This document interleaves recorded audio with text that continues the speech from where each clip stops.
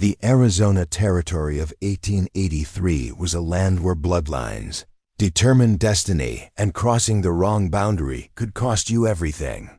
In the sprawling valley known as Copper Valley, where the red earth stretched endlessly under an unforgiving sun, love was about to challenge every rule that society had carved in stone.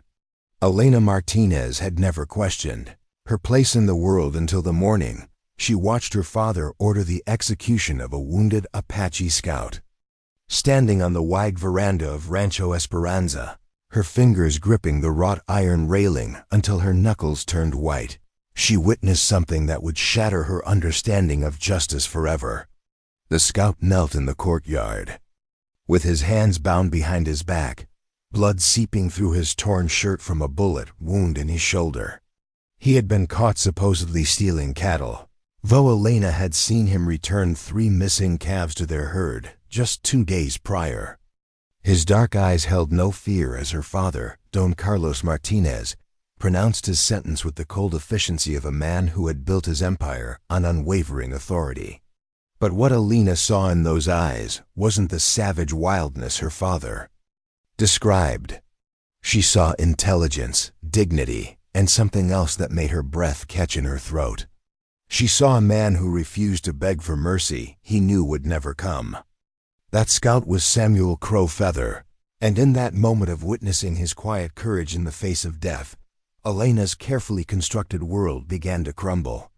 She didn't know that within weeks she would risk everything to save him.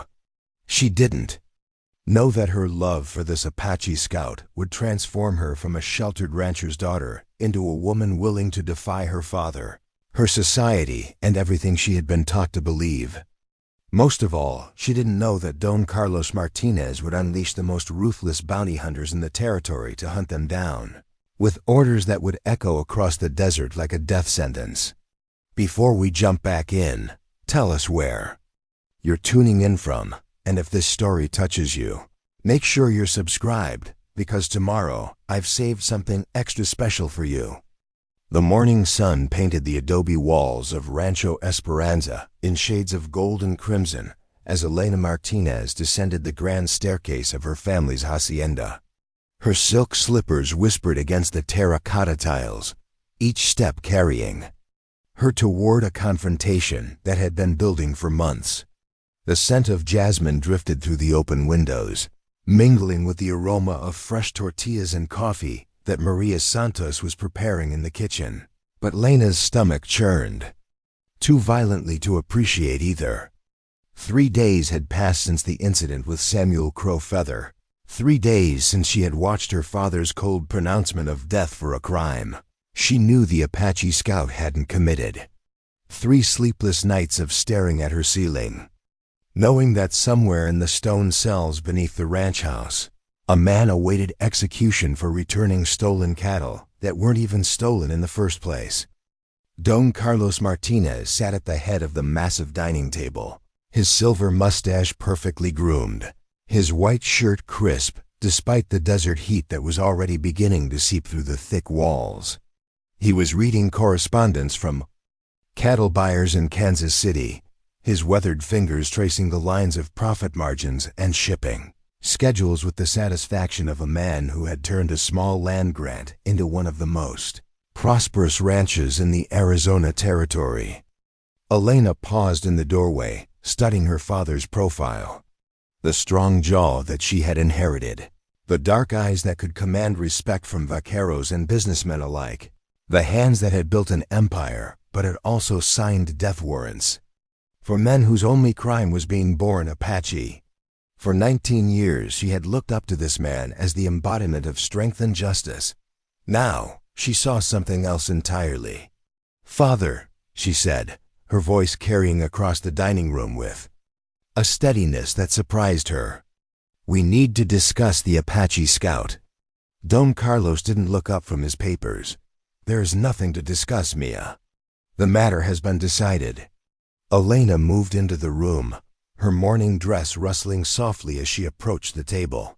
The blue fabric had been specially ordered from San Francisco, part of her father's constant effort to prove that his Mexican heritage and his wealth could buy acceptance in a territory increasingly dominated by Anglo settlers.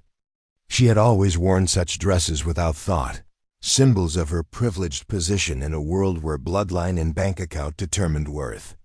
Today, the expensive silk felt like a costume she no longer wanted to wear. He didn't steal those. "Cattle, Papa," she said, using the childhood endearment deliberately, hoping to soften his resolve. "I saw him return them myself. 3 calves that had wandered into the creek bed. He brought them back without being asked." Don Carlos set down his letter with deliberate precision, his dark eyes finally meeting his daughter's gaze. The look he gave her was one she had never seen before, a mixture of disappointment and something that looked disturbingly like pity. "Elena, you are a woman. You see kindness where there is calculation, honor where there is deception. This Apache has fooled you with his pretense of cooperation." The condescension in his voice ignited something fierce in Elena's chest. All her life, she had been told that her gender made her weak, emotional, incapable of understanding the harsh realities of frontier life. She had accepted these limitations, had played the role of the dutiful daughter who concerned herself with embroidery and household management, while men made the important decisions. But standing in that dining room, knowing that a man's life hung in the balance of her father's prejudice, Elena felt those chains of expectation begin to snap. "I am not a child, Father," she said, her voice rising despite her efforts to remain calm. "I know what I saw. Samuel Crow Feather has served as a scout for the army for 3 years. He has risked his life tracking hostile bands, preventing raids. That would have cost dozens of lives. How does that make him a cattle thief?" Don Carlos rose from his chair, his full height imposing, even though Elena had inherited enough of his stature to stand nearly eye to eye with him.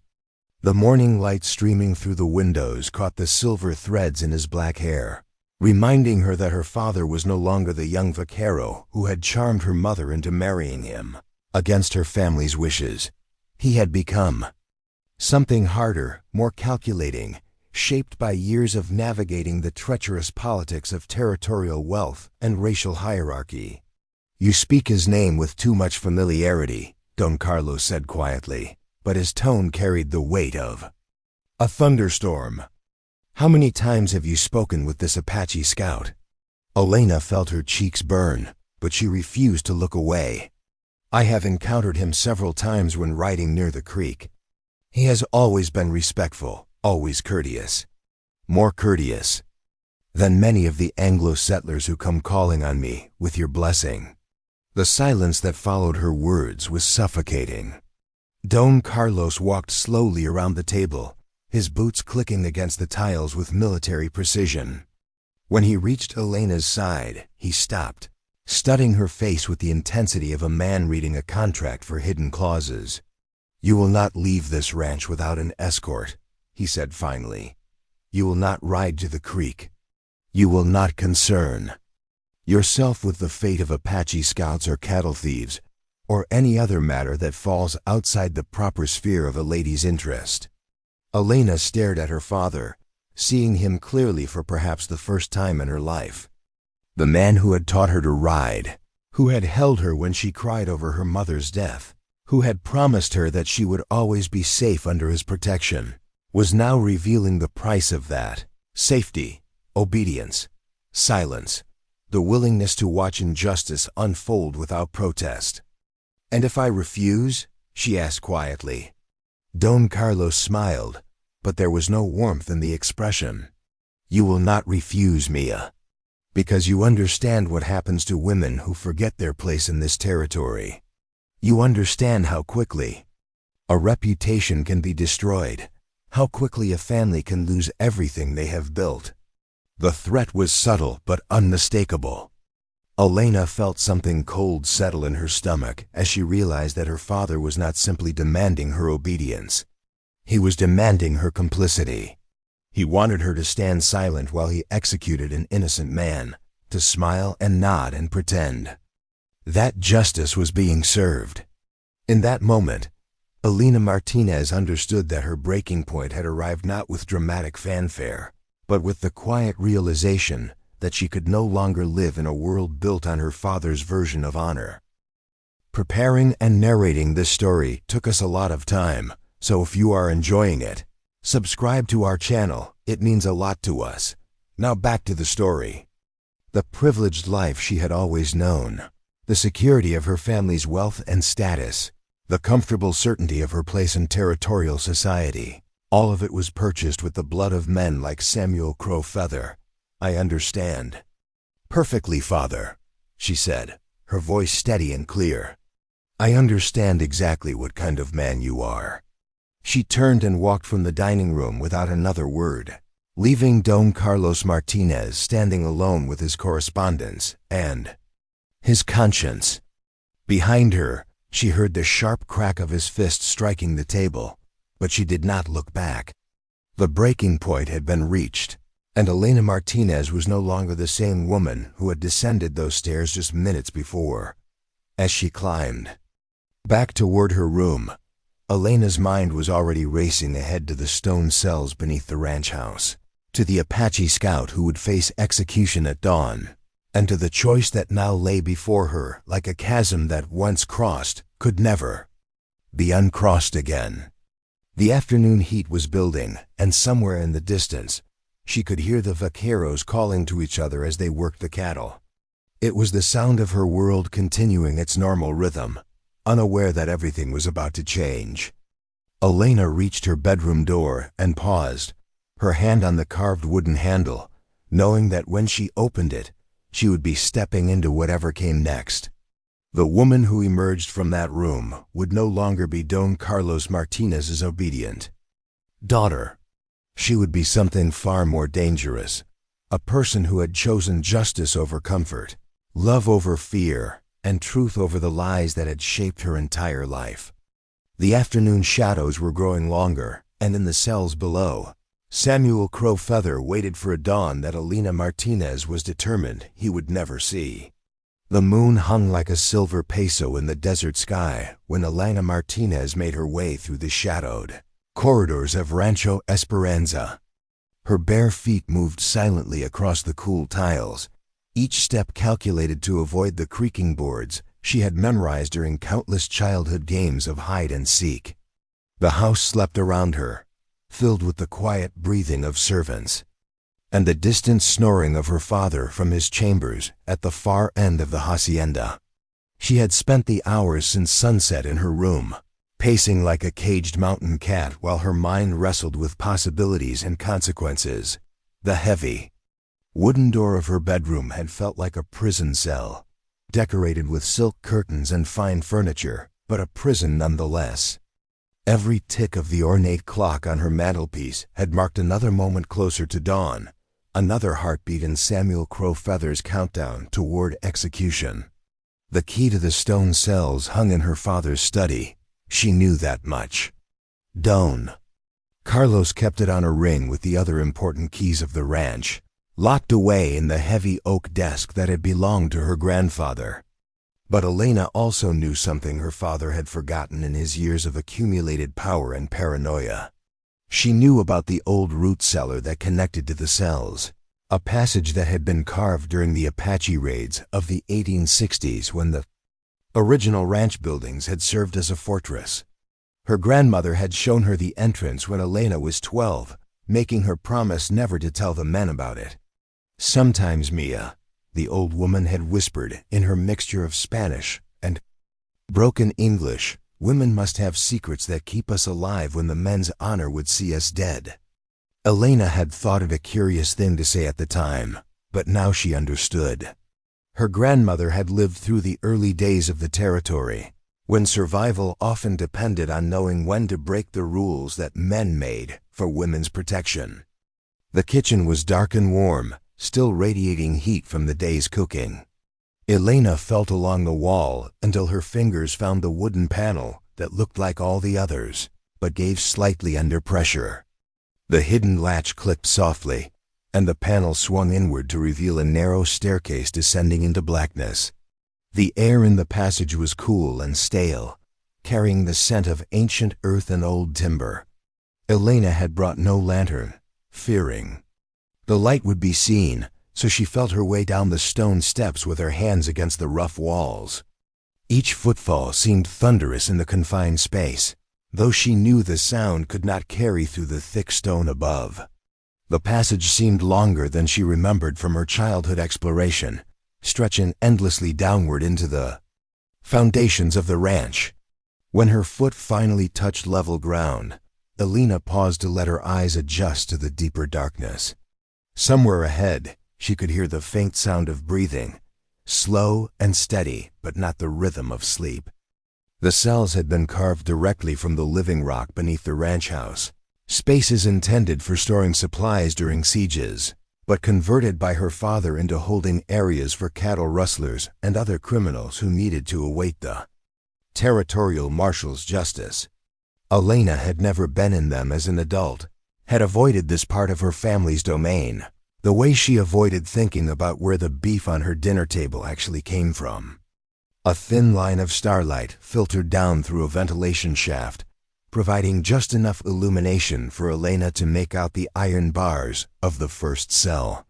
It was empty, its door standing open. The second cell was also vacant. But in the third cell, sitting with his back against the stone wall, was Samuel Crow Feather. He looked up as her footsteps approached, and Elena felt her breath catch as their eyes met through the bars. Even in the dim light, she could see that his shoulder wound had been roughly bandaged, dark stains seeping through the crude wrapping. His black hair hung loose around his shoulders, no longer bound in the neat style he wore when serving as an army scout. Despite his injuries and imprisonment, he sat with the straight-backed posture of a man who refused to let circumstances diminish his dignity. "Miss Martinez," he said quietly, his voice carrying a slight accent that spoke of English learned as a second language, but mastered with careful precision. "This is not a place for someone like you." Elena moved closer to the bars, her heart hammering so loudly she was certain he could hear it. "Someone like me?" she asked, surprised by the steadiness of her own voice. Samuel tilted his head slightly, studying her face in the filtered starlight. "Someone who still believes the world can be fair." The words struck Elena like a physical blow, carrying more weight than any accusation her father could have made. She realized that this Apache scout, this man her father had condemned as a savage and a thief, could see through her privileged existence to the naive assumptions that had shaped her understanding of justice. "You're wrong," she said, kneeling beside the bars so they could speak more quietly. "I don't believe the world is fair. If I did, I wouldn't be here." Something shifted in Samuel's expression, a flicker of surprise that he quickly concealed. "Then why are you here, Miss Martinez?" Elena looked at him through the iron bars, this man whose execution she had come to prevent, and realized she didn't have a simple answer. She had told herself she was here because of justice, because she couldn't stand to watch an innocent man die.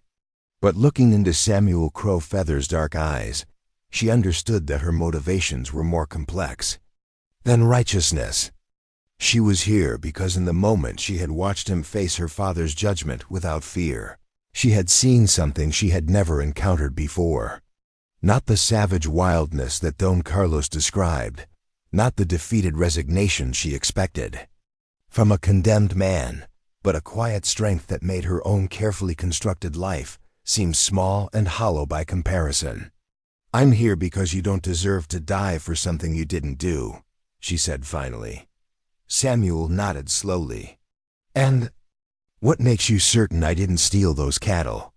"Because I saw you return them," Elena replied.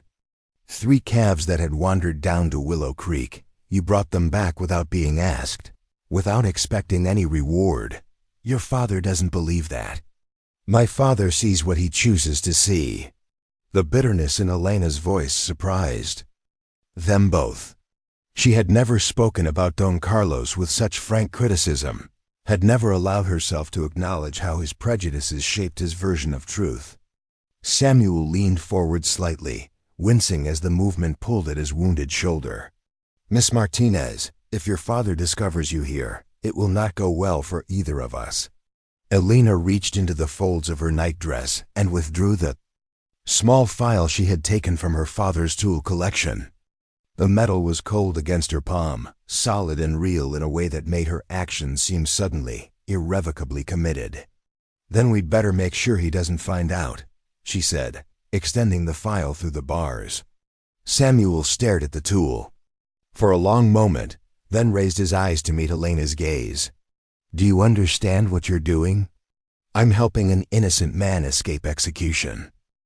You're defying your father.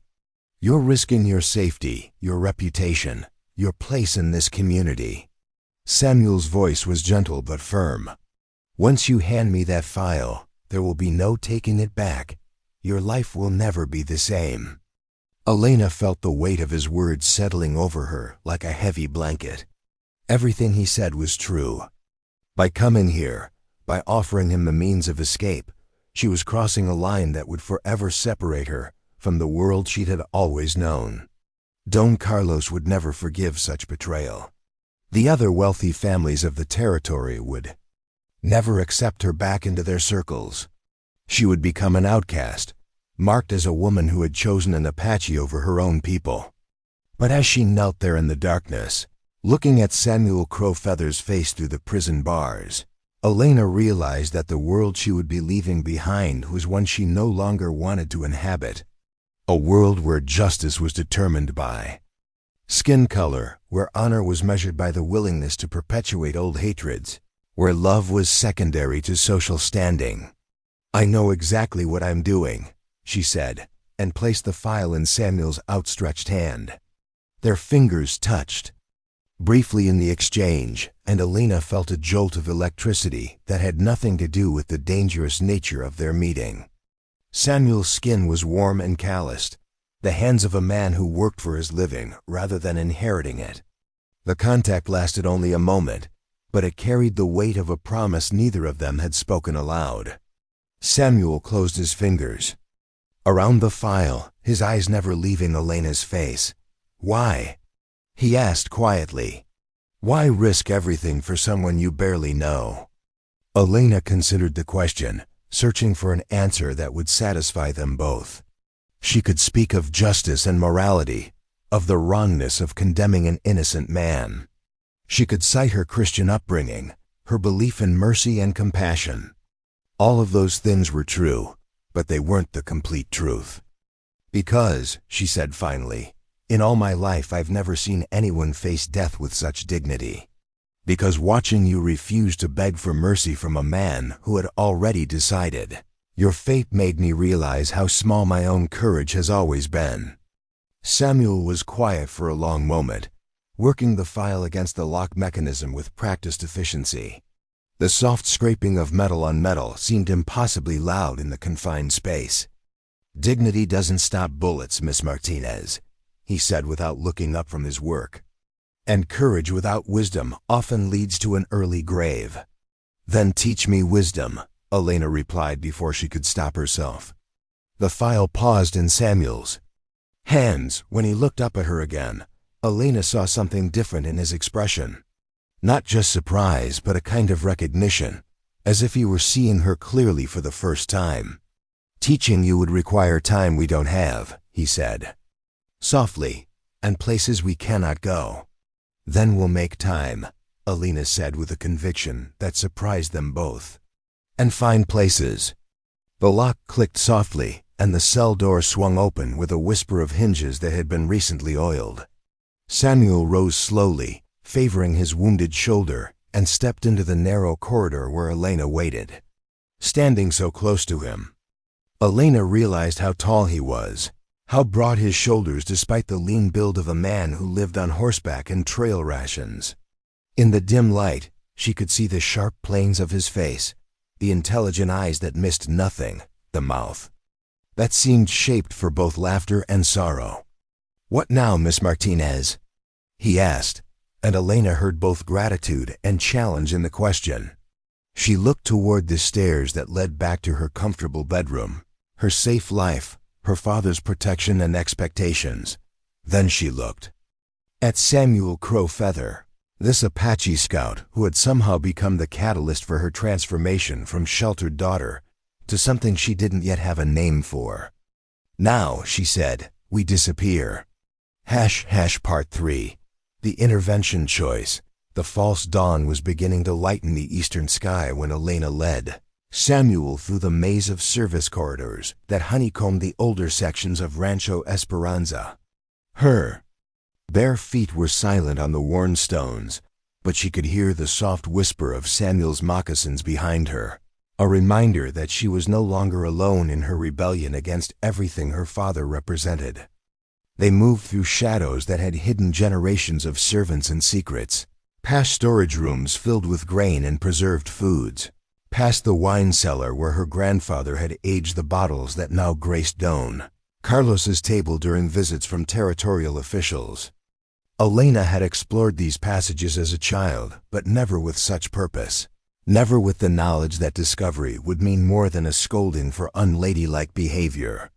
At the intersection of two corridors, Samuel touched her shoulder lightly, and Elena turned to find him studying the way ahead with the alert intensity of a man accustomed to evaluating terrain for threats and opportunities. "The stables?" he asked quietly. Elena nodded. "There's a door that opens directly into the tack room. We can take horses without being seen from the main house." "Your father will follow," Samuel said, and it wasn't a question. "When he discovers I'm gone, when he realizes you helped me, he won't simply let us disappear." Elena felt a chill that had nothing to do with the cool air of the underground passages. In her determination to save Samuel from execution, she had focused on the immediate problem of escape without fully considering what would come after. Don Carlos Martinez was not a man who accepted defiance, especially from his own daughter. He would pursue them with the same relentless determination that had built his cattle empire, and he would have resources that a fugitive Apache scout and a runaway rancher's daughter could never match. "I know," she said simply, because there was nothing else to say. She had made her choice in that cell, had committed herself to whatever consequences followed. Samuel studied her face in the dim light, filtering down from a ventilation shaft. "It's not too late to change your mind," he said. "You could return to your room, claim you never left it. When they find me gone, you could act as surprised as anyone." The offer was made without expectation, Elena realized. Samuel wasn't trying to convince her to abandon him. He was simply providing her with one last opportunity to step back from the precipice. The gesture revealed something about his character that made her chest tighten with an emotion she didn't yet have words for. "Is that what you want?" she asked. Samuel was quiet for a long moment, and Elena found herself holding her breath while she waited for his answer. In the silence, she could hear the distant sounds of the ranch beginning to wake up. Roosters calling from the chicken yard, the lowing of cattle as the vaqueros prepared for the morning roundup, the clatter of pots from the kitchen where Maria Santos would be starting the fires for breakfast. All of it was familiar, the soundtrack of the only life Elena had ever known. In a few hours, when the sun was fully up and her absence was discovered, those sounds would take on a different meaning. They would become the sounds of a world she had left behind, a life she had traded for something unknown and dangerous. "No," Samuel said finally. "It's not what I want." Elena felt something inside her chest unfurl like a flower opening to sunlight. "Then we go forward." They reached the door to the tack room without encountering anyone, though Elena could hear voices from the main stable area where the early shift of ranch hands was beginning their work. The familiar smells of leather and horse sweat and hay filled her nostrils as she carefully lifted the latch and peered around the doorframe. The tack room was empty, saddles and bridles hanging from wooden pegs in neat rows that spoke of the military precision Don Carlos demanded from all aspects of his operation. Elena had spent countless hours in this room as a child, learning to clean and oil leather under the patient instruction of Diego Morales, the ranch's head vaquero, who had taught her to ride before she could properly walk. The memory of those innocent days seemed to belong to another person now, a girl who had never questioned her father's justice or wondered whether the men he condemned might be telling the truth. Samuel moved past her into the room, his eyes cataloging the available equipment with the efficiency of a man who had learned to assess resources quickly. He selected a saddle and bridle with practiced economy of motion, testing the leather for weakness, checking the cinch for wear. "Can you ride bareback?" he asked quietly. Elena stared at him. "Why?" "Because we need to move fast and light. And 2 saddles will slow us down." Samuel was already moving toward the door that led to the stable proper. "And because the sound of hoofbeats is different with 2 riders on saddled horses. Anyone listening will know we're traveling together." The casual competence with which he planned their escape made Elena realize how little she understood about the world they were entering. Her entire life had been spent within the protected boundaries of her father's ranch, where safety was taken for granted and danger was something that happened to other people. Samuel Crow Feather had lived a different existence entirely, one where survival depended on attention to details that would never have occurred to her. "I can ride bareback," she said, though she wasn't entirely certain it was true. Her childhood riding lessons had always involved proper saddles and bridles, careful instruction in ladylike posture and decorum.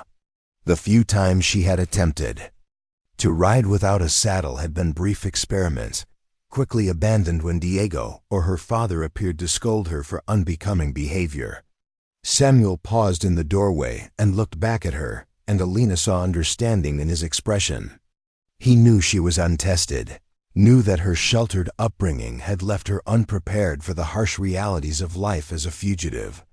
But he also seemed to see something else, some potential that even Elena herself wasn't sure existed.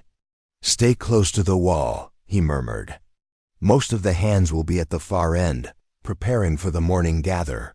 The main stable was a cathedral of wood and shadow, high-beamed ceiling disappearing into darkness above their heads.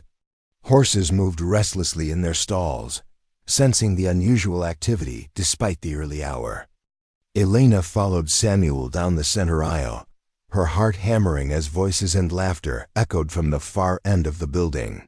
Samuel stopped at the stall of a compact bay gelding, a horse Elena recognized as one of the mounts used by Army Scouts when they visited the ranch. The animal was built for endurance rather than speed, with the intelligent eyes and alert ears of a horse accustomed to dangerous work. "Cisco knows me," Samuel said, slipping the bridle over the gelding's head with gentle efficiency. "He's carried me through hostile territory before." In the next stall stood Elena's own mare, Luna, a beautiful gray with the delicate conformation of Spanish breeding. The horse whickered softly as Elena approached, nuzzling her hand in search of the sugar cube she usually carried. "Not today, girl," Elena whispered, stroking the mare's neck. "Today we're going to do something neither of us has ever done before." She had intended to simply bridle Luna as Samuel had done with Cisco, but as she lifted the leather straps, her hands began to shake. The magnitude of what she was doing suddenly crashed over her like a wave. In a matter of minutes, she would be riding away from everything she had ever known, following a man she barely understood into a world that had no place for sheltered ranchers' daughters. Samuel appeared beside her, his movements silent as smoke. Without a word, he took the bridle from her trembling hands and slipped it over Luna's head, adjusting the fit with the care of someone who understood that their lives might depend on the reliability of their equipment. "Second thoughts?" he asked quietly. Elena looked up at him, this Apache scout who had somehow become the pivot point around which her entire existence was turning. In the dim light of the stable, she could see the concern in his dark eyes, the genuine care for her well-being that made her chest tighten with unfamiliar emotion. "No," she said, realized it was true. "Not second thoughts, just fear of the unknown." Samuel nodded. "Fear can keep you alive if you listen to it without letting it control you." He led both horses toward the stable door, moving with the careful stealth of a hunter. Elena followed, her bare feet cold against the packed earth floor, her nightdress whispering around her ankles. She had never felt more exposed or more committed to a course of action. At the stable door, Samuel paused to listen.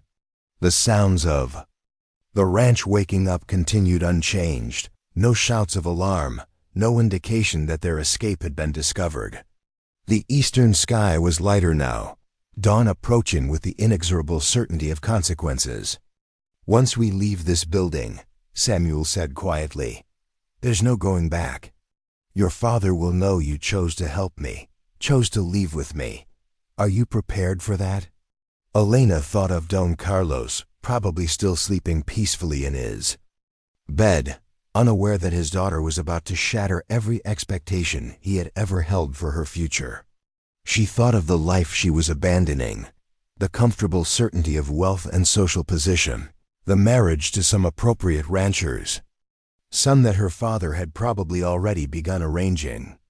Then she thought of the alternative, returning to her room, pretending innocence when Samuel's escape was discovered, watching her father's rage at being defied while she maintained the fiction of her obedience, going back to a life where justice was whatever Don Carlos Martinez decided it should be, where her voice would never matter because her gender made her opinions irrelevant.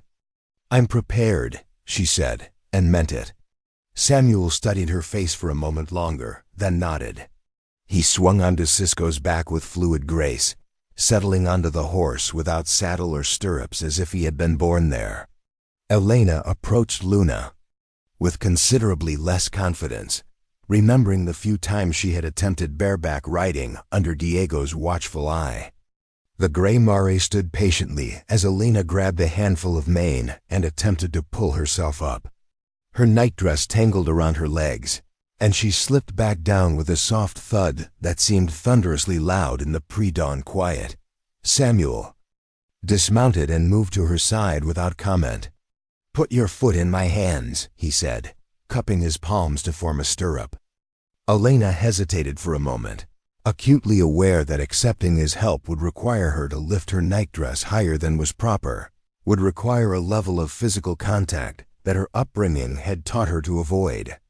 Then she realized that propriety was another luxury she could no longer afford. She placed her bare foot in Samuel's linked hands and felt herself lifted smoothly onto Luna's back. The mare shifted beneath her, and Elena had to grab mane and bridle to keep from sliding off the other side. The sensation of sitting astride the horse without a saddle was both terrifying and exhilarating, a reminder that she was leaving behind more than just her father's protection. Samuel remounted Cisco and moved to the stable door, listening once more before pushing it open. The sky was pearl gray now, stars fading in the growing light. In perhaps an hour, Maria Santos would knock on Elena's bedroom door to wake her for breakfast. When there was no answer, the housekeeper would enter to find an empty bed and an open window, evidence of a departure that would rock the foundations of Rancho Esperanza. "Ready?" Samuel asked, looking back at her.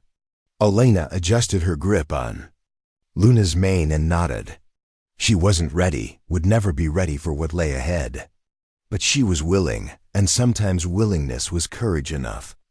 They rode out of the stable into the breaking dawn, two figures silhouetted against the lightening sky, heading toward a horizon that promised nothing except the chance to discover who they might become when everything familiar was stripped away.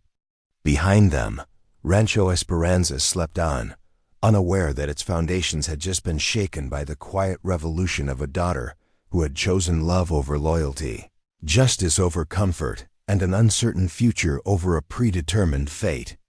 Part 4. The separation. The desert stretched endlessly before them, a landscape painted in shades of purple and gold as the sun climbed higher above the eastern mountains. Elena had never seen this country before, despite having lived her entire life on its edges. From the protected courtyards of Rancho Esperanza, the wilderness beyond the ranch boundaries had been nothing more than a distant backdrop. beautiful but irrelevant to her daily existence.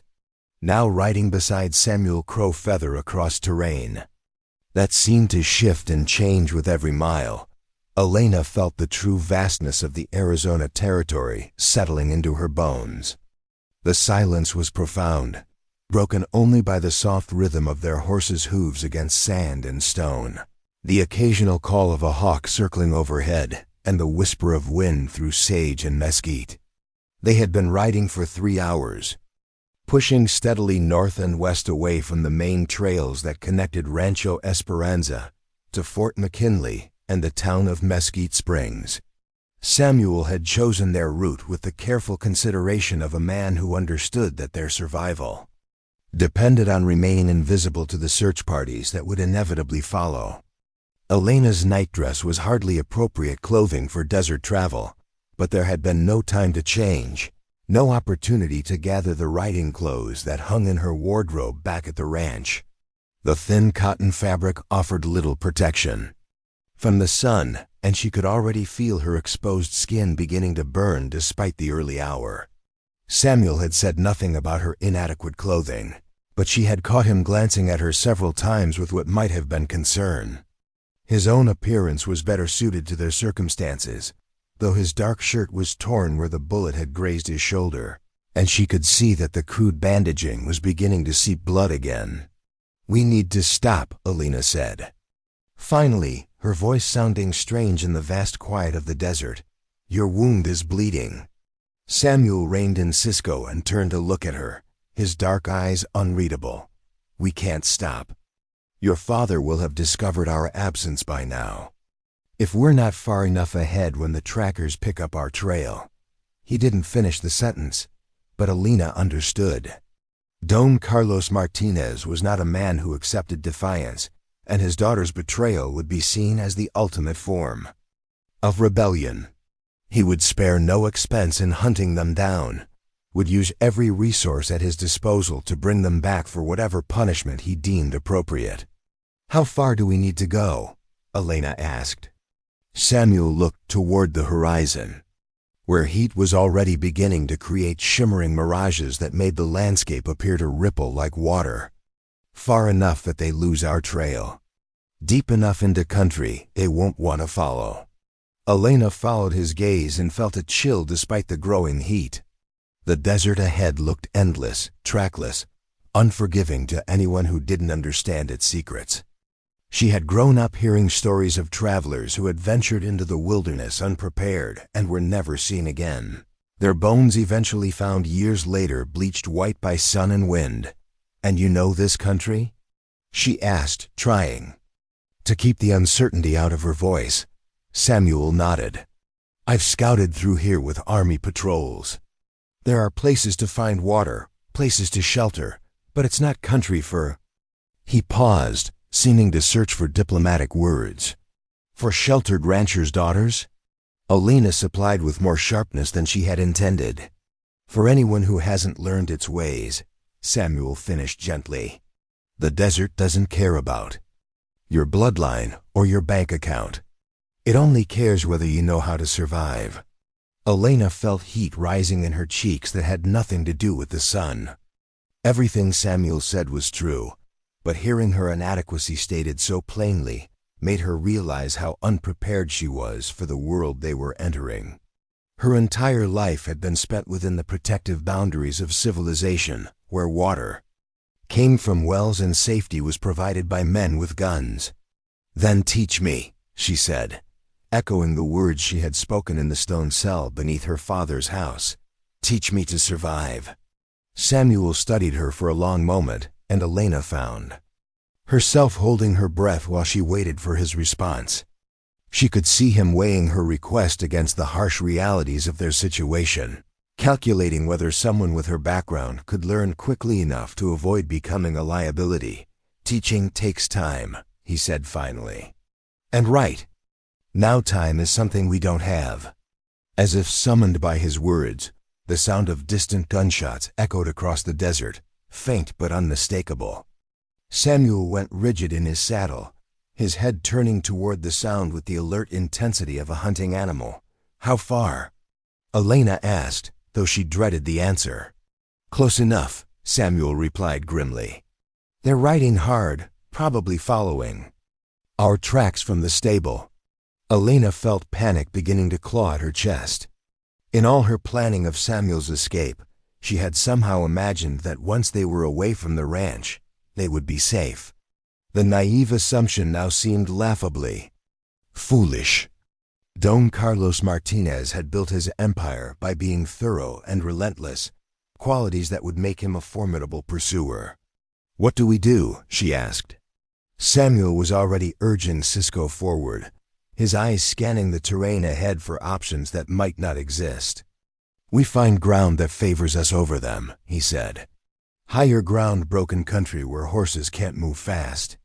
They pushed their mounts harder now, the easy pace of their earlier travel replaced by urgent speed. Elena found herself gripping Luna's mane more tightly as the Mari responded to the urgency, her smooth gait becoming rougher as they climbed toward a series of red rock formations that rose from the desert floor like ancient monuments. The sound of pursuit grew gradually louder behind them, no longer just the occasional gunshot, but the thunder of multiple horses moving fast across hard ground. Elena risked a look over her shoulder and felt her heart sink. On the horizon behind them, she could make out a dark line of riders, too distant to count but numerous enough to make their situation seem hopeless. "How many men does your father employ?"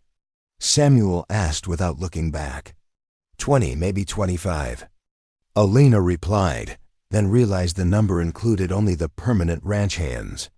"But he'll have sent to Fort McKinley for help. Captain Morrison has soldiers he can spare." Samuel's jaw tightened. Military trackers? Some of them. The ones who served in the Apache campaigns. Elena saw Samuel's shoulders tense at her words, and she realized she had just revealed something that made their situation infinitely more dangerous. Military trackers with experience hunting Apache would not be deterred by broken ground or clever attempts to hide their trail. They would follow with professional persistence until they found their quarry. The red rocks ahead offered some hope of concealment, towering formations carved by millennia of wind and water into fantastic shapes that provided shadows and hiding places. Samuel guided them toward a narrow canyon that cut between two massive pillars of stone, its entrance partially concealed by a screen of thorny brush. As they entered the canyon, Elena felt the temperature drop noticeably. The high walls blocked the direct sunlight, creating a twilight world of deep shadows and reflected light. Their horses' hooves echoed strangely off the stone walls, the sound seeming to come from all directions at once. "We can't stay here long," Samuel said, dismounting and helping Elena down from Luna's back. "Canyons can become traps if you don't know all the ways out." Elena's legs were shaky from the unaccustomed bareback riding, and she had to lean against Luna's side for a moment to regain her balance. The Mari was breathing hard from their desperate flight, her coat dark with sweat despite the morning coolness.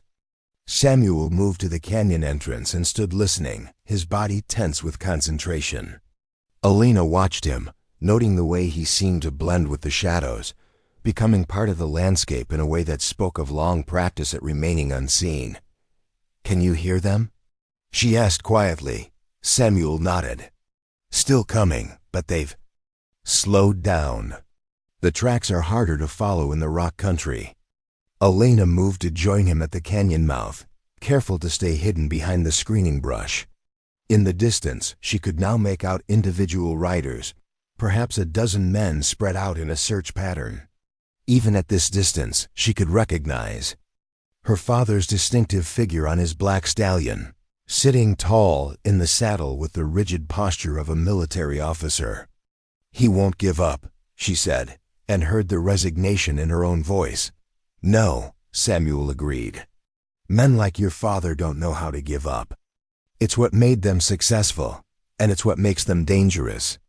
Elena studied Samuel's profile. As he watched their pursuers, noting the calm calculation in his expression. Where she felt panic and despair, He seemed to see only another problem to be solved, another challenge to be met with patience and skill. "What are you thinking?" she asked. Samuel was quiet for a moment, his eyes tracking the movement of the search party across the desert below. "I'm thinking that running will only delay the inevitable," he said finally. "Your father has too. Many men, too many resources. Eventually, they'll corner us." Elena felt her heart sink. Then what choice do we have? Samuel turned to look at her, and Elena saw something in his dark eyes that might have been respect. "We stop running and start thinking like Apache instead of like prey." Elena didn't understand what he meant, but something in his tone made. Her pulse quickened with hope rather than fear. "What does that mean?"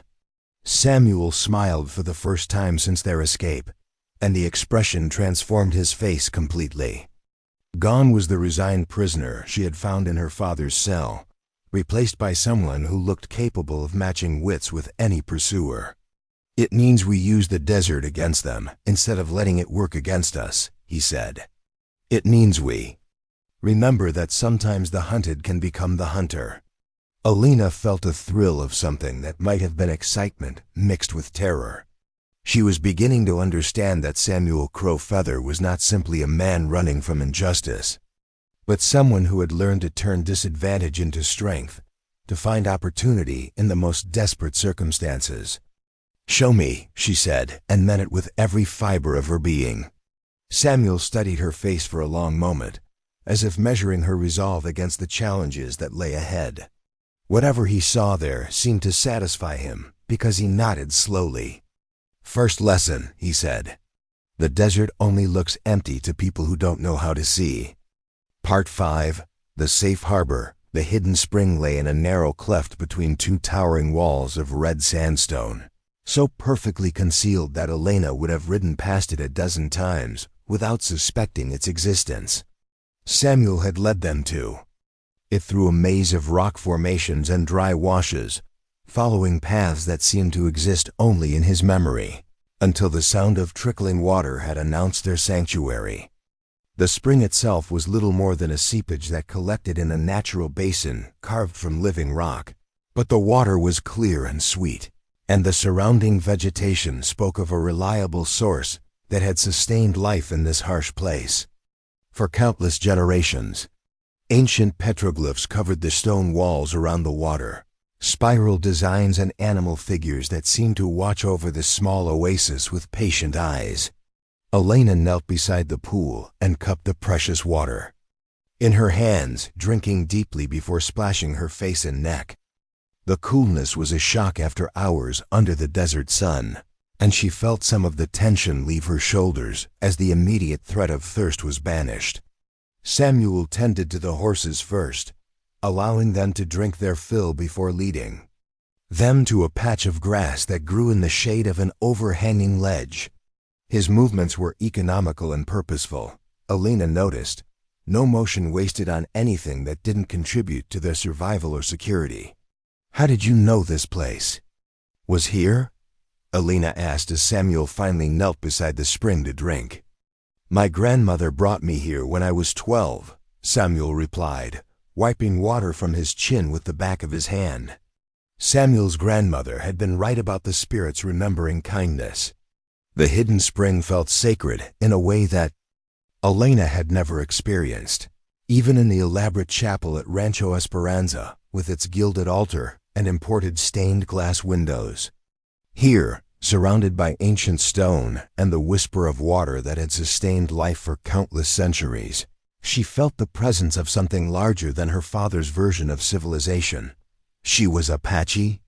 Elena asked, settling onto a flat stone beside the pool. Samuel nodded, his dark eyes distant with memory. "Full blood. Captured as a child during a raid, sold to Mexican traders who brought her north. She ended up working for a rancher near Tucson who treated his servants better than most." He paused, running his fingers through the cool water. "That's where she met my grandfather. He was a scout for the army, half Apache, half Mexican. Not welcome in either world, but useful to men who needed someone to track in country that could kill them." Elena listened to Samuel's story and felt pieces of understanding begin to fall into place. Here was a man caught between worlds just as she was. Someone who had learned to navigate the dangerous spaces between different sets of expectations and prejudices. The realization made her feel less alone in her own transformation from dutiful daughter to fugitive. "And you followed his path?" she asked. "Became a scout yourself?" Samuel's expression darkened slightly. "After my parents died of fever. It seemed like the only choice that made sense. I could track, I could shoot, I could survive in country that broke other men. The army needed those skills, and I needed work that would keep me fed." He looked at her directly. "It's not honorable work, Miss Martinez, leading soldiers to hunt your own people. But sometimes honor is a luxury that starving men can't afford." Elena heard the pain in his voice and understood that Samuel's choices had come with their own costs, their own betrayals of family and heritage. He had survived by becoming useful to people who saw him as something less than fully human, had traded pieces of his identity for the chance to stay alive in a world that offered few alternatives to men of mixed blood. "You don't have to justify your choices to me," she said quietly. "I'm hardly in a position to judge anyone else's compromises." Samuel studied her face in the dappled light that filtered through the overhanging rocks.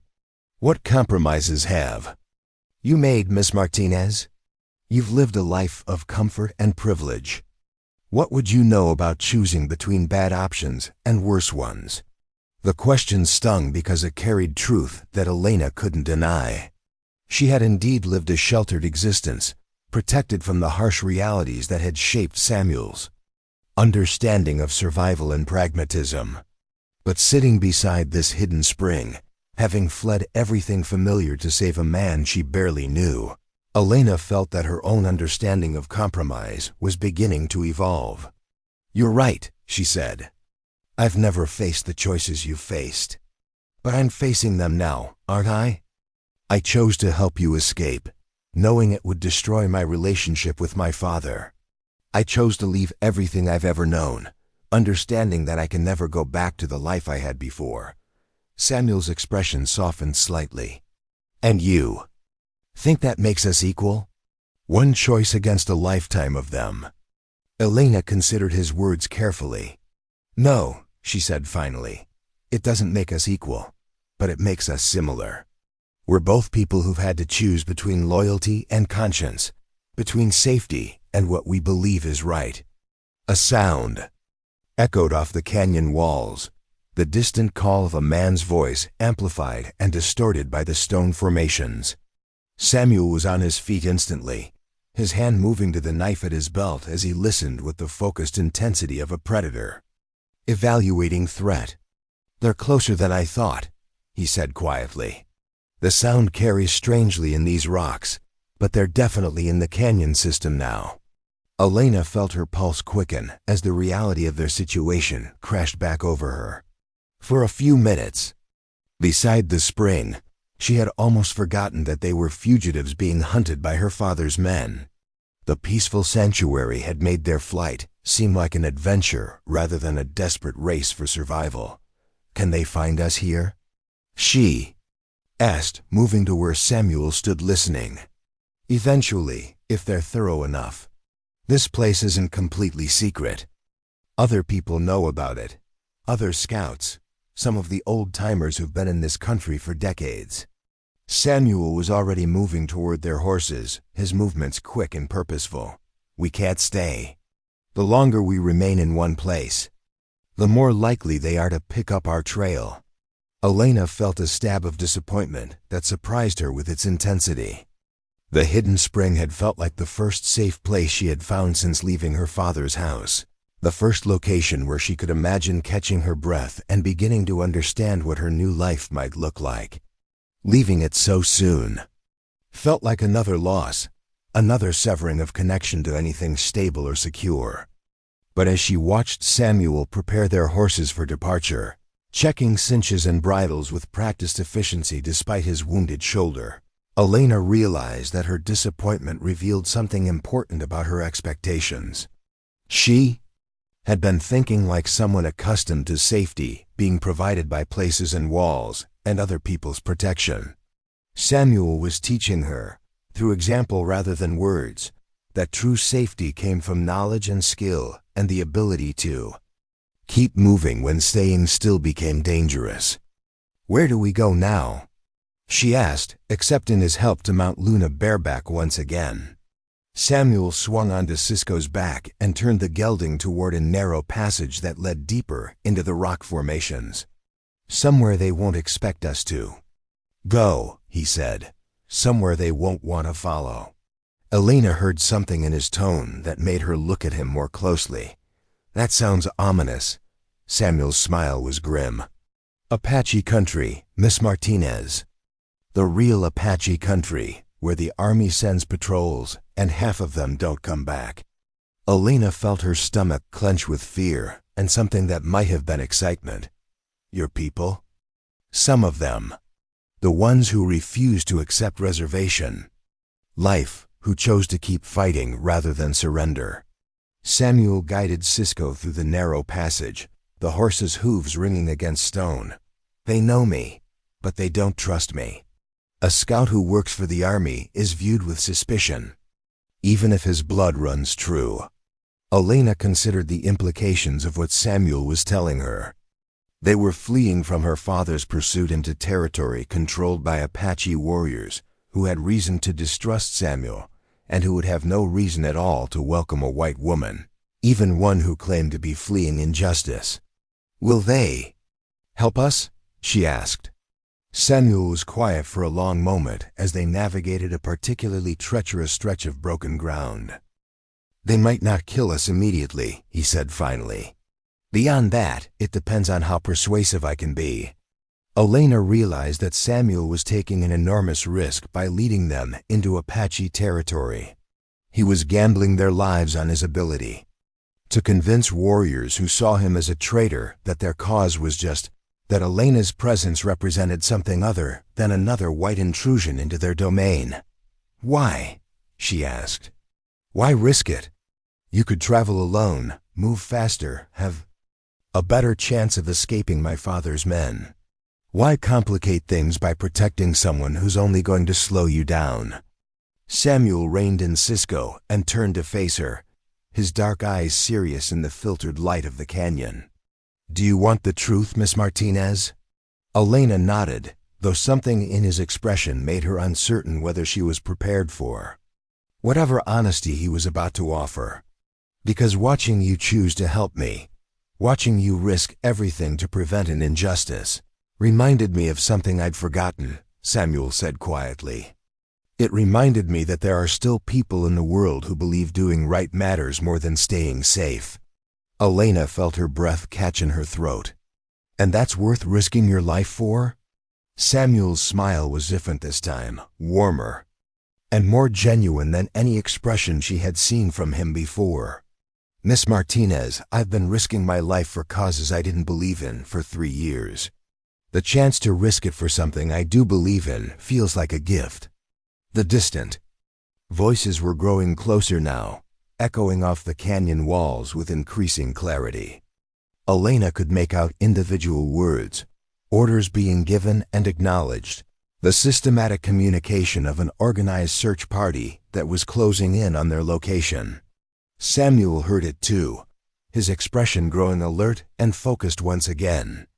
"Time to go," he said, urging Cisco forward. "And Miss Martinez?" "Yes?" "Once we enter Apache territory, my name is Samuel. Not Mr. Crowfeather, not the scout, just Samuel. And you're Elena. Where we're going, formal titles might get us killed." Elena nodded, understanding that they were crossing another boundary, leaving behind not just the physical territory of her father's influence, but the social conventions that had structured their interactions. She was no longer the sheltered daughter of a wealthy rancher speaking to an Apache scout who worked for the army. They were simply Elena and Samuel, two people whose survival depended on their ability to trust each other completely. "Samuel," she said, testing the sound of his name on her lips. "Elena," he replied.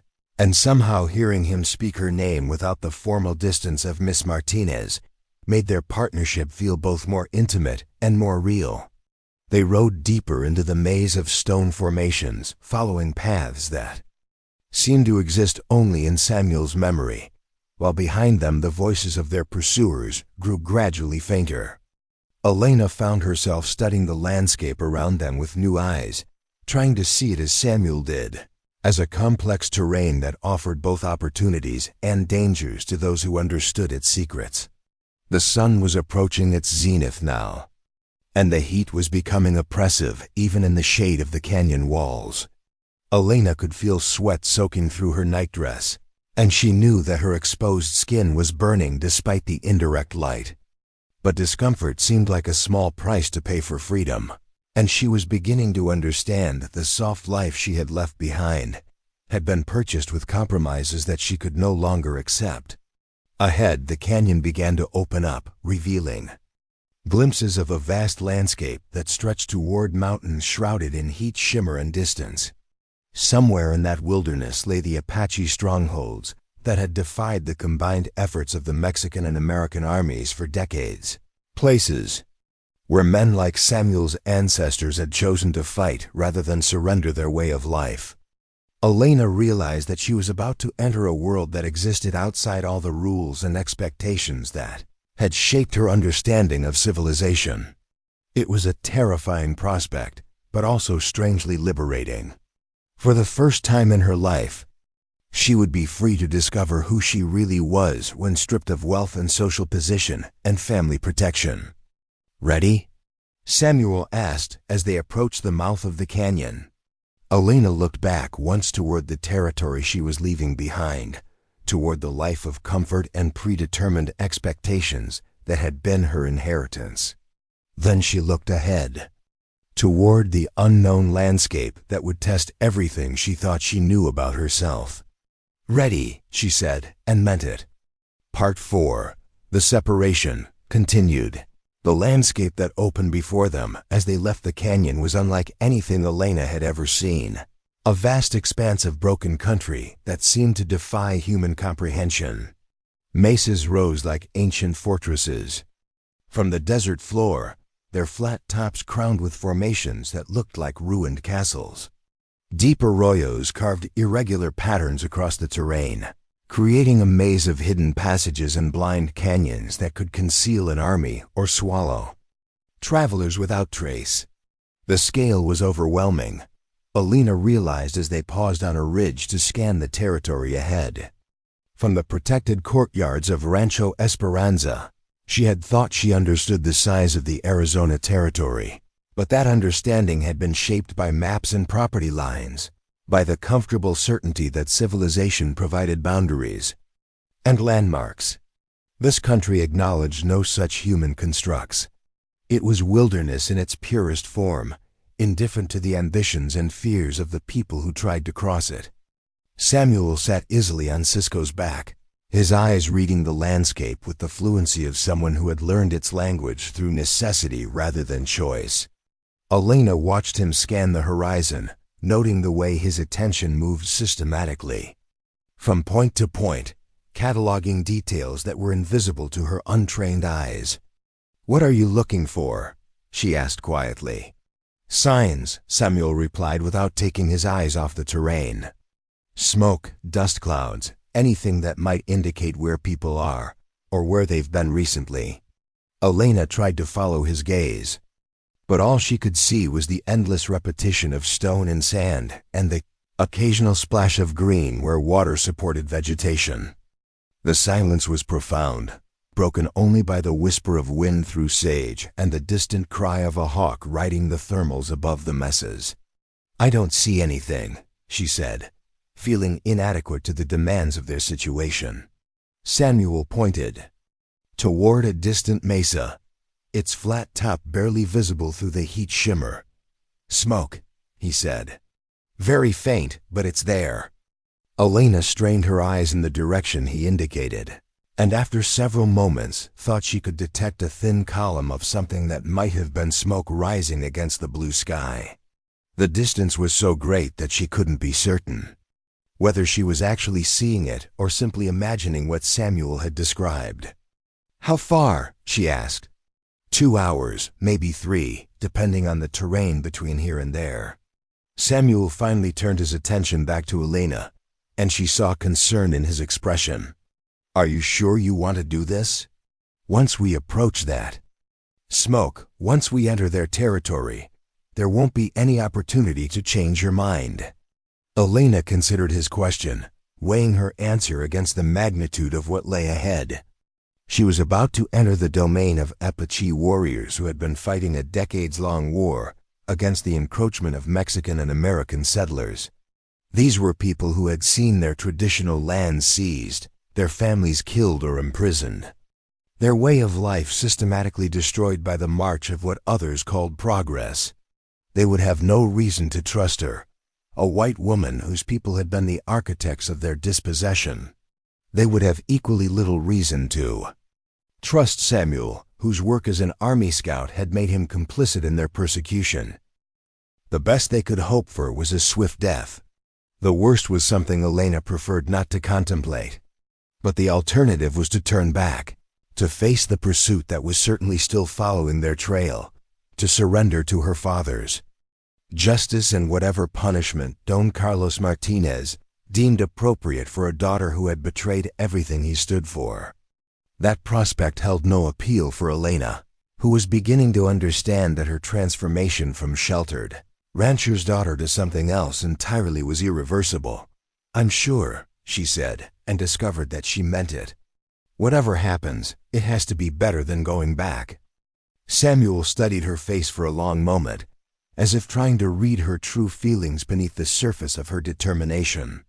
Whatever he saw there seemed to satisfy him, because he nodded slowly and turned Cisco toward the distant mesa. Then, "We'd better start moving," he said. "The sun will be at its worst in a few hours, and we need to find shelter before then." They descended from the ridge into a landscape that seemed designed to test both horse and rider. The ground was treacherous, loose shale that shifted underfoot and hidden holes that could break a horse's leg without warning. Ancient arroyos cut across their path like wounds in the earth, forcing them to detour miles out of their way to find safe crossings. Elena found herself developing a new appreciation for Luna's sure-footedness as the mare picked her way carefully across terrain that would have challenged a mountain goat.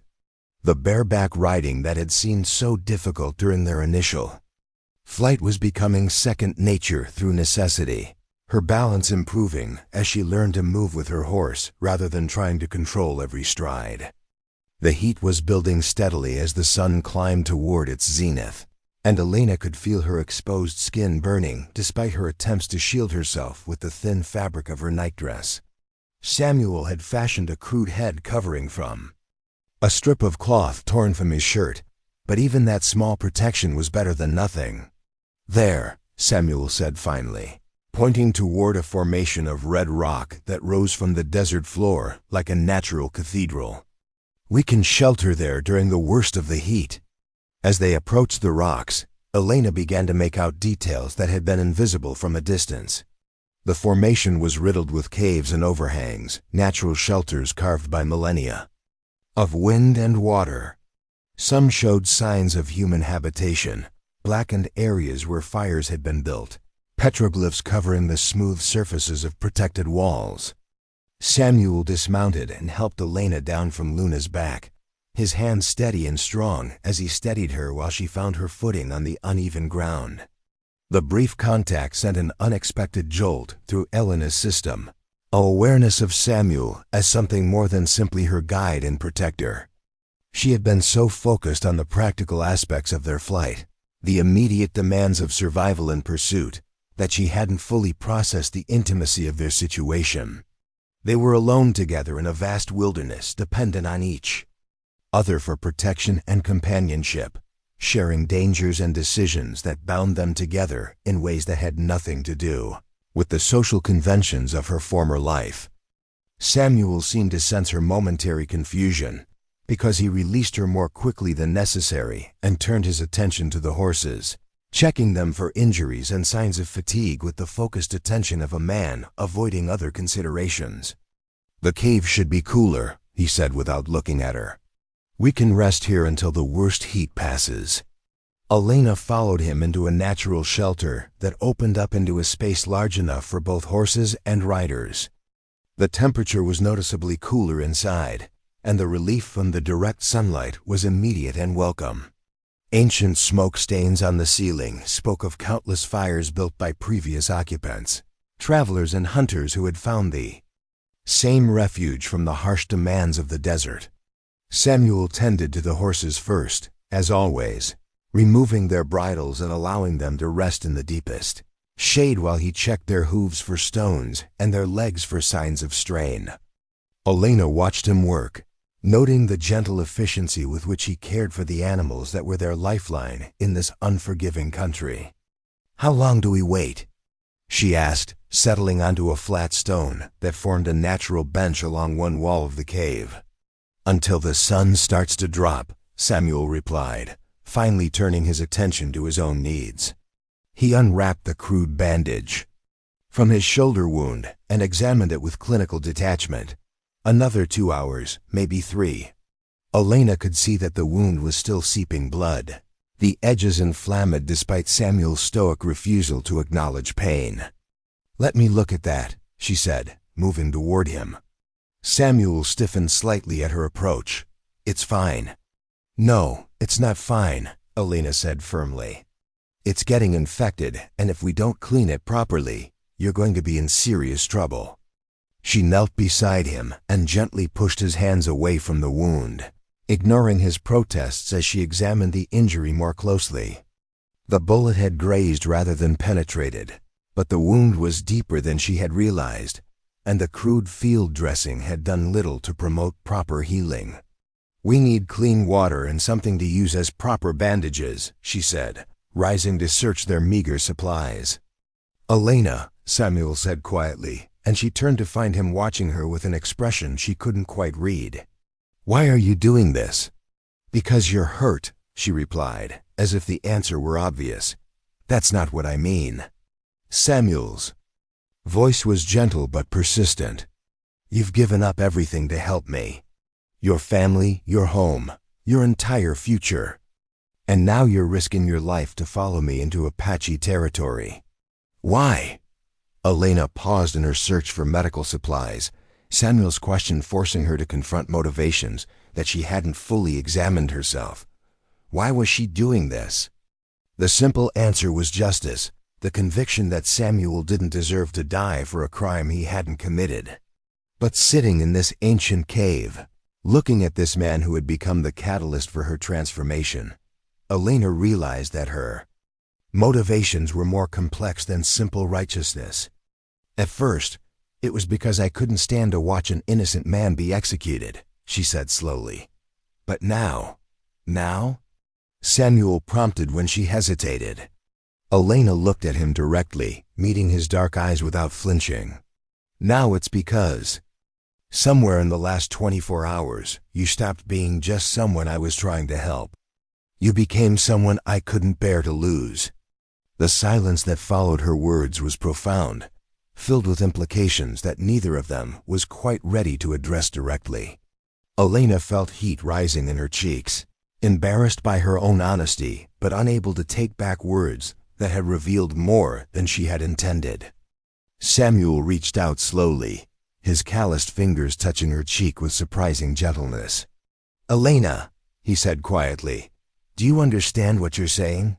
Elena leaned into his touch, feeling the roughness of his skin against her face, breathing in the scent of leather and horse and something indefinably masculine that was purely Samuel. "I understand that I've never felt this way about anyone before," she said. "I understand that everything I thought I knew about my life changed. The moment I saw you face my father's judgment without fear." Samuel's thumb traced the line of her cheekbone, his touch sending shivers through her system despite the heat of the desert day.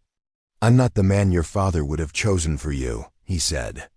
"I'm not the man anyone would choose for someone like you." Elena covered his hand with hers, holding it against her face. "Maybe that's exactly why you're the right man," she said. "Maybe I needed someone who would see me as more than just Don Carlos Martinez's daughter." Samuel leaned closer, his face inches from hers, and Elena found herself holding her breath as she waited to see what would happen next. The world outside the cave seemed to fade away, the pursuit and the dangers ahead becoming less important. Then this moment of connection with a man who had awakened feelings she hadn't known she possessed. "Elena," Samuel whispered, her name a prayer on his lips as he closed the distance between them. Their first kiss was gentle, tentative, a question asked and answered without words. But as Elena's arms came up around Samuel's neck as she felt, his wounded arm tightened around her waist, the kiss deepened into something that spoke of needs that went beyond simple attraction. When they finally broke apart, both were breathing hard, and Elena could see her own wonder reflected in Samuel's dark eyes. She had been kissed before, chased exchanges with suitable young men under her father's watchful eye, but nothing in her experience had prepared her for the intensity of emotion that Samuel's touch awakened in her. "This changes things," Samuel said quietly, his forehead resting against hers. "Everything was already changed," Elena replied. "This just makes it official." Outside the cave, the desert continued its ancient rhythm of heat and wind and stone, indifferent to the human drama, unfolding in its embrace. But inside the sheltered space, two people who had fled from different forms of injustice had found something neither had expected: the possibility that love could grow in the harshest places, that understanding could bridge the gaps between different worlds, and that sometimes the most unlikely partnerships could become the strongest foundations for building a new life. Part 5, The Safe Harbor, continued. The afternoon heat was beginning to ease when Samuel finally stirred from the drowse that had claimed them both after their kiss. Elena had fallen asleep with her head on his good shoulder, her breathing soft and regular against his chest, and he had been reluctant to disturb the first peace either of them had known since their flight began. But the practical demands of survival couldn't be ignored indefinitely, and Samuel knew that they needed to cover more ground before darkness made travel dangerous.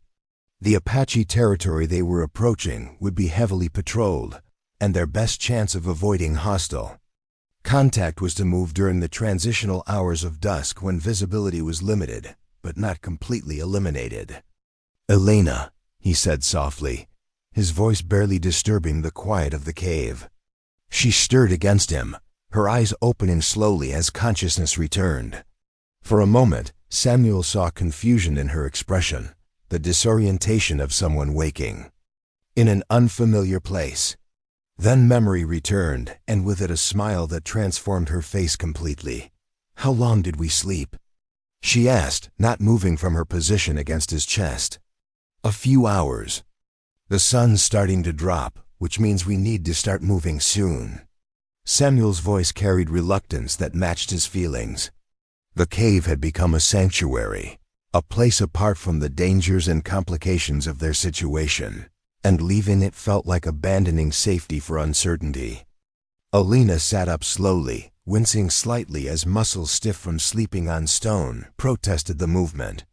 Her nightdress was wrinkled and stained with dust and sweat, her dark hair escaping from its careful arrangement in wayward curls that spoke of their hard travel. To Samuel, she looked more beautiful than any woman he had ever seen. "Your shoulder," she said, noticing the fresh blood that had seeped through his makeshift bandage while they slept. "It's gotten worse." Samuel glanced down at the wound with the detached assessment of someone accustomed to injuries. "It'll hold until we reach help," he said. "It has to." Elena moved to where she had left the water container, dampening a piece of cloth torn from her dress hem. "Let me clean it again before we leave," she said. "It's not going to heal properly with all this dirt and dried blood." Samuel wanted to protest, to insist that they didn't have time for such ministrations, but the gentle determination in Elena's voice stopped him. He had spent so many years taking care of himself, accepting pain and discomfort as simply part of existence, that having someone else concerned for his welfare was both foreign and deeply moving. Elena knelt beside him and carefully removed the crude bandage, her touch as gentle as her expression was focused. Samuel found himself studying her face as she worked, noting the way she bit her lower lip in concentration, the way her brow furrowed as she assessed the extent of his injury. "This needs proper medical attention," she said after examining the wound. "It's deeper than I thought, and infection is definitely setting in." "Elena," Samuel said quietly, "where we're going, medical attention means Apache medicine men. If we're lucky enough to be allowed to live long enough to benefit from their skills." Elena met his eyes directly. "Then we'd better hope they're feeling generous," she said, with a calmness that belied the magnitude of what she was suggesting. Samuel felt a surge of admiration for this woman, who had transformed so completely in the space of 24 hours. The sheltered rancher's daughter who had freed him from her father's cell was evolving into someone capable of facing unknown dangers with equanimity, someone who could speak of Apache medicine men as if consulting them were simply another item on a list of practical necessities. "You realize," he said as Elena rewrapped his shoulder with strips of clean cloth, "that if they decide we're enemies, Apache execution methods make your father's justice look merciful by comparison." Elena's hands paused for a moment in their ministrations, and Samuel saw her swallow hard. But when she spoke, her voice was steady. "Then we'll have to convince them we're not enemies." Samuel caught her hands in his, stilling their movement as he studied her face. "Elena, I need you to understand something. What we're about to do, there's no shame in changing your mind. You could return to your father, claim I forced you to help me escape, that you were coerced into fleeing with me. He might forgive you, given time." Elena's eyes flashed with something that might have been anger. "Is that what you think of me? That I would abandon you to save myself? That I would lie about something this important? I think you're brave and generous and completely unprepared for what lies ahead," Samuel said honestly. "I think you've made choices based on principles that do you credit, but I'm not sure you fully understand the consequences of those choices." Elena pulled her hands free and finished tying off the bandage with sharp, efficient movements. "You're right," she said. "I don't fully understand the consequences. I don't know what's going to happen to us, or whether we'll survive the next few days, or whether your people will accept me or kill me on sight." She sat back on her heels and looked at him directly. "But I know this, Samuel Crowfeather. I know that going back to my father means pretending that his version of justice is acceptable. It means accepting that some people's lives matter less than others because of the color of their skin or the circumstances of their birth.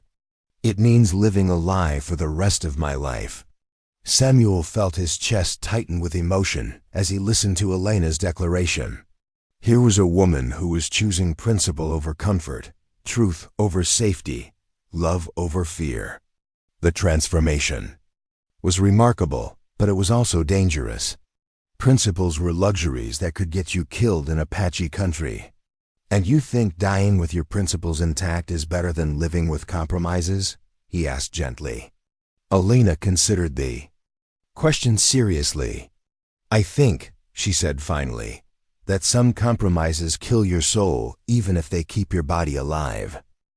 I've watched my father make those kinds of compromises for years, seen how they've hardened him into someone who can order executions without questioning whether the condemned man might be innocent." She reached out and touched Samuel's face, her fingers tracing the line of his jaw with infinite tenderness. "I don't want to become that person, Samuel. I don't want to spend the rest of my life knowing that I chose comfort over courage when it mattered most." Samuel turned his head to press a kiss into Elena's palm, tasting salt and dust and the sweetness that was uniquely hers. "Then we go forward," he said, "together whatever comes." Elena smiled, and Samuel felt his heart skip in response to the radiance of her expression. "Together," she agreed. They prepared to leave the cave as the sun began its descent toward the western mountains, the light shifting from harsh white to gold as the day moved toward evening. Samuel checked their meager supplies while Elena arranged her torn and dusty nightdress as modestly as possible, both of them aware that they were about to enter a world where first impressions could mean the difference between life and death. The horses had rested well in the shade, and they seemed eager to move as Samuel led them from the cave into the cooling air of late afternoon. Elena mounted Luna with increasing confidence, her seat on the mare's back now secure enough that she could focus on the landscape around them rather than simply staying mounted. As they rode toward the distant mesa where Samuel had spotted smoke, Elena found herself studying the terrain with new eyes. The harsh beauty of the desert was beginning to reveal its secrets to her, the subtle signs of life and water that existed for those who knew how to read them. She was learning to see as Samuel saw, to understand the landscape as a complex system rather than simply an obstacle to be crossed. "Tell me about your grandmother," Elena said as they navigated a particularly treacherous section of broken ground.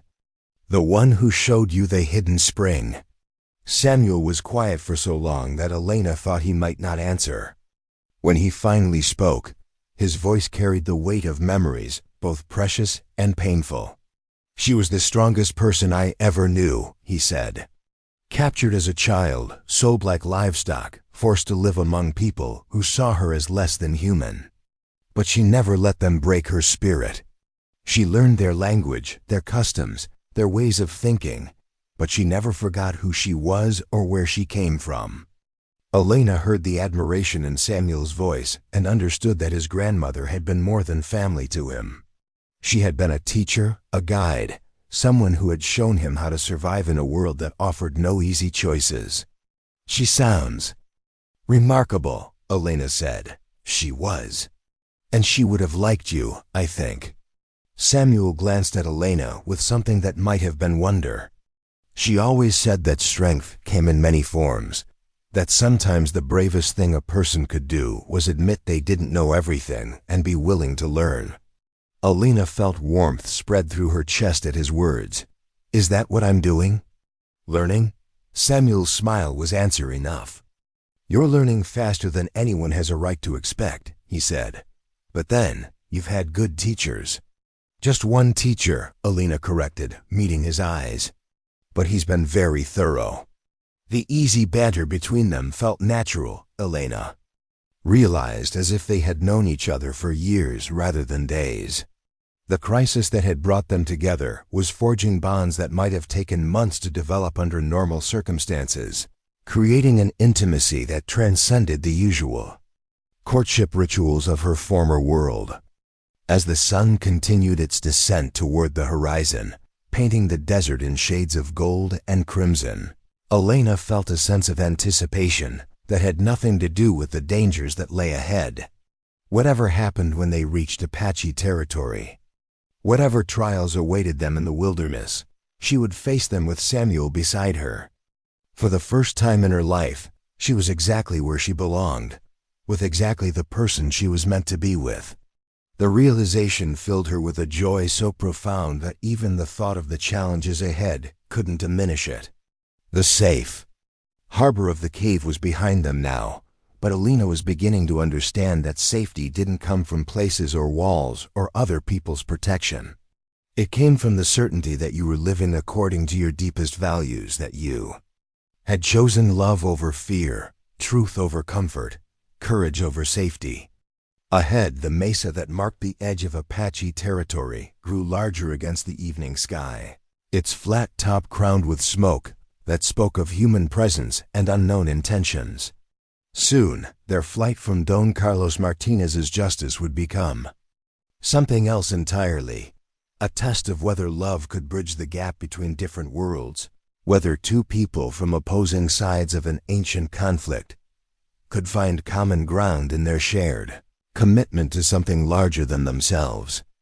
Elena urged Luna forward, her heart full of determination and hope, ready to face whatever came next in the company of the man who had taught her that sometimes the most dangerous choice was also the most necessary one. The smoke Samuel had spotted earlier belonged to a small Apache band camped on the mesa's eastern slope, their fires carefully positioned to be invisible from the valleys below, but visible to anyone who knew how to read the signals. As Elena and Samuel approached the ancient trail that wound up the steep rock face, Elena felt her heart hammering against her ribs with a rhythm that seemed loud enough to announce their presence to every warrior in the territory. The path was treacherous, carved from living rock by countless generations of feet and hooves, worn smooth in places and dangerously crumbled in others. Luna picked her way carefully up the narrow ledges, her hooves finding purchase on stone that seemed too steep for any horse to navigate. Behind her, Cisco followed with the sure-footed confidence of a mount accustomed to mountain warfare. Samuel's weight balanced perfectly despite his wounded shoulder. As they climbed higher, Elena began to make out details of the Apache encampment that had been invisible from the desert floor. Wickiups constructed from bent saplings and animal hides dotted the mesa top in a pattern that seemed random, but which Elena suspected followed some logic of defense and water access that she couldn't decipher. Horses grazed in a natural corral formed by rock outcroppings, their quality evident even at a distance. But it was the people who commanded Elena's attention as they crested the final rise and found themselves on the mesa's flat summit. Apache warriors emerged from the shadows between the wickiups like materializing spirits, their movements so fluid and silent that Elena wondered how many had been watching their approach without being seen.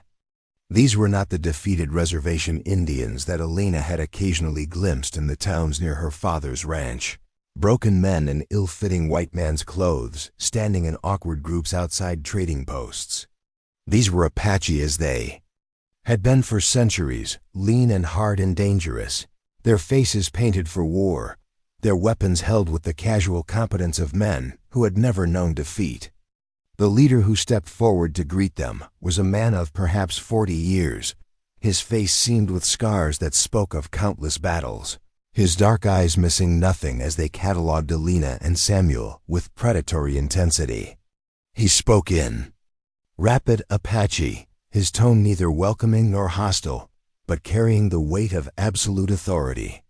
Samuel responded in the same language, his words flowing with a fluency that reminded Elena how little she really knew about this man who had become the center of her transformed world. The conversation continued for several minutes, punctuated by gestures toward Elena and toward the trail they had just climbed. Elena sat perfectly still on Luna's back, acutely aware that any movement might be interpreted as threatening by warriors who had spent their lives fighting for survival against overwhelming odds. She could feel their eyes evaluating her, measuring her worth as either asset or liability, and she fought to keep her expression calm, despite the fear that threatened to overwhelm her. Finally, Samuel turned back to her, his face carefully neutral. "Dismount slowly," he said quietly. "Keep your hands visible, don't make any sudden movements." Elena slid down from Luna's back with as much grace as she could manage, her legs unsteady from the long ride and the tension of their situation. The Apache leader approached her directly, stopping just close enough to demonstrate that he feared nothing from this white woman who had appeared in his territory without warning or invitation. He spoke again in Apache, his tone carrying a question that Samuel translated without being asked. "He wants to know why you're here, why a white woman would flee into Apache country with a half-blood scout who works for the army." Elena looked directly into the war leader's eyes, seeing intelligence there along with the hardness that came from years of fighting against impossible odds. She had learned enough about Apache culture from Samuel to know that directness was valued over diplomatic evasion, that these people respected honesty even when they disagreed with the speaker's position. "Tell him," she said, her voice carrying across the silent mesa, "that I'm here because I chose justice over my father's version of law. Tell him that Samuel Crow Feather was condemned to die for a crime he didn't commit, and I couldn't stand by and watch an innocent man be executed." Samuel translated her words, and Elena saw something shift in the war leader's expression. Not approval, exactly, but a kind of recognition that suggested her answer had been acceptable, at least as a starting point for further conversation. The leader spoke again, his words accompanied by a gesture that encompassed the entire Apache band. Samuel's translation carried grim undertones that made Elena's stomach clench with renewed fear. "He says that white justice has never concerned itself with Apache innocence. He wants to know why your conscience awaken for one half-blood scout when it has slept through the murder of thousands of his people." Elena felt the weight of history pressing down on her, the accumulated injustices that had brought these Apache warriors to this desperate stronghold in the wilderness. She had no answer that could justify the systematic destruction of their way of life, no words that could balance the scales of suffering that had been tilted so heavily against them. "Tell him," she said finally, "that I can't defend what my people have done to his. Tell him that I'm only just learning to see clearly, and what I see shames me. But tell him also that learning to see injustice means choosing to oppose it wherever it occurs." The translation seemed to take longer this time, Samuel adding nuances and explanations that Elena couldn't understand, but which seemed necessary for complete communication. The war leader listened intently, his scarred face revealing nothing of his thoughts. When Samuel finished speaking, the leader turned away and spoke rapidly to the other warriors who had gathered around them. Elena caught fragments of what might have been debate, voices raised in what sounded like disagreement, though the Apache language remained largely incomprehensible to her ears. "What are they saying?" she asked quietly. Samuel's expression was tense. "They're deciding whether to kill us, keep us as prisoners, or help us. The arguments are passionate." Elena felt her mouth go dry. She had known intellectually that this moment might come, but the reality of having her life debated by people who had every reason to see her as an enemy was more terrifying than she had imagined. The debate continued for what seemed like hours, but was probably only minutes. Finally, the war leader raised his hand for silence, and the other voices died away immediately. He spoke in Apache for a brief moment, then switched to heavily accented English. "You say you choose justice over your father's law," he said, his dark eyes fixed on Elena's face. "But justice for who? Apache have received little justice from white law." Elena met his gaze steadily, knowing that her answer would determine not only her own fate, but Samuel's as well.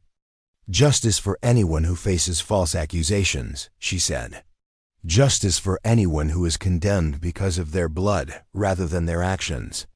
Justice for anyone who is denied the right to be heard simply because they don't look like the people in power."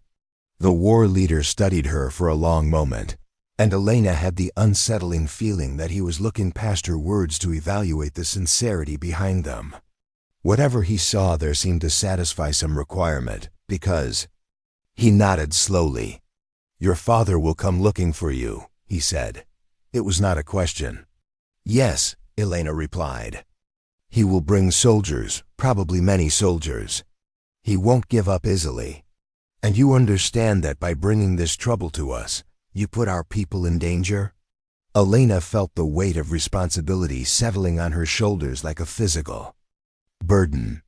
In her determination to save Samuel, in her flight from her father's version of justice, she had indeed brought danger to these Apache families who had already suffered so much. "I understand," she said quietly, "and I'm sorry for that. If there had been any other choice—" The war leader held up his hand, cutting off her apology. "There's always choice," he said. "The question is whether you choose to face the consequences of your actions with courage or with regret." Elena straightened her shoulders and lifted her chin, meeting the Apache leader's challenging gaze. "I choose to face them with courage," she said firmly. Something that might have been approval flickered in the war leader's eyes. He spoke again in Apache, and several of the warriors moved toward Elena and Samuel. For a moment, Elena thought they were about to be seized as prisoners, but instead the warriors began tending to their horses and making gestures toward the wickiups that suggested hospitality rather than captivity. "What does this mean?" Elena asked Samuel as they were led toward the center of the camp. Samuel's expression showed relief mixed with continuing wariness. "It means we're guests rather than prisoners, at least for now." "But Elena, we're not safe. These people are at war, and our presence here puts them at risk. If your father brings enough soldiers." Elena understood what Samuel wasn't saying. If Don Carlos Martinez appeared with a significant military force, the Apache would have to choose between protecting their guests and protecting their own families. The choice would not be difficult, as they were settled in a wickiup that had been hastily prepared for their use. Elena found herself studying the Apache camp with new eyes. These were not the savage warriors of her father's stories, but families trying to preserve their way of life in the face of overwhelming pressure from encroaching civilization. Children played between the shelters under the watchful eyes of their mothers, their laughter a reminder that life continued even in the midst of resistance and warfare. Old men sat in the shade sharing stories and working on weapons, their weathered faces holding the accumulated wisdom of generations. Women moved efficiently about their tasks, tending fires and preparing food with the competent grace of people who had learned to make homes wherever they found themselves. Elena realized that she was witnessing something that was rapidly disappearing from the world, a way of life that had sustained these people for countless generations but which was being systematically destroyed by the march of what others called progress. The thought filled her with sadness that went beyond her own immediate situation. Samuel's wound was tended by an Apache medicine man, who approached the injury with herbs and techniques that Elena had never seen, but which seemed to provide immediate relief. The infection that had been spreading through Samuel's system began to respond to treatment that combined ancient knowledge with practical skill, and Elena felt some of her worry about his condition begin to ease. As the sun set and cook fires were lit throughout the camp, Elena found herself invited to share a meal with the war leader and his family. The food was simple but nourishing, unfamiliar combinations of plants and game that had sustained the Apache through generations of survival in harsh country. The conversation was conducted in a mixture of Apache, Spanish, and English, with Samuel translating when necessary. Elena learned that the war leader's name was Chief Stone Bear, that he had been fighting against Mexican and American forces for more than 20 years, and that his band represented some of the last free Apache in the territory. She also learned that runners had already been sent to watch the approaches to the mesa, and that Don Carlos Martinez's search party had been spotted moving through the valleys below. The pursuit that Elena had hoped to escape was closing in, and the sanctuary of the Apache camp was about to become a battlefield. "How many men does your father have with him?" Chief Stone Bear asked as the meal concluded. Elena considered the question, trying to estimate the forces that Don Carlos would have assembled for such an important pursuit. 20 of his own men, probably. But he'll have requested help from Fort McKinley. There could be 50 soldiers, maybe more. Chief Stone Bear nodded grimly. Too many to fight directly, but not too many to confuse. The desert is our ally if we use it wisely. Elena felt a chill of premonition. "What are you planning?" Chief Stone Bear's smile was predatory. "Your father wants his daughter back. He will get her, but perhaps not in the way he expects." The plan that Chief Stone Bear outlined was audacious in its simplicity and terrifying in its implications. Elena would allow herself to be captured by her father's forces, but not before the Apache had positioned themselves to turn the rescue into a trap. Samuel would remain hidden in the camp until the soldiers had departed with their prize, then follow at a distance to provide assistance when the ambush was sprung. "It's too dangerous," Samuel protested when the plan was explained to him. "If something goes wrong, if the timing is off, then we die." Chief Stone Bear said with matter-of-fact acceptance.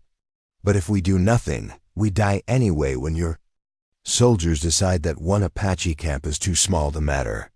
Elena listened to the debate between Samuel and Chief Stone Bear with growing understanding of the impossible position her flight had created.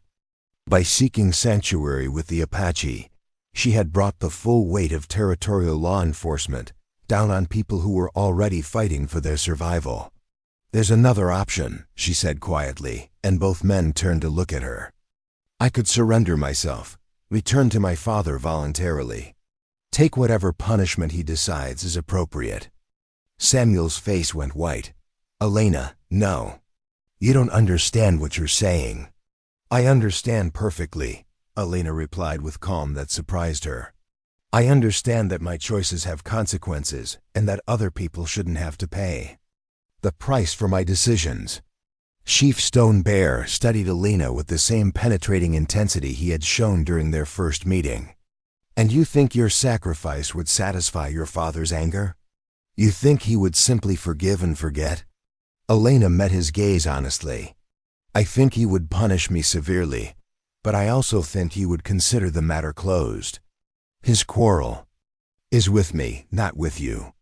"His quarrel is with anyone who defies white authority," Chief Stone Bear corrected. "Today it is you and Samuel Crowfeather. Tomorrow it will be any Apache who refuses to accept reservation life. Your surrender would only delay the inevitable conflict."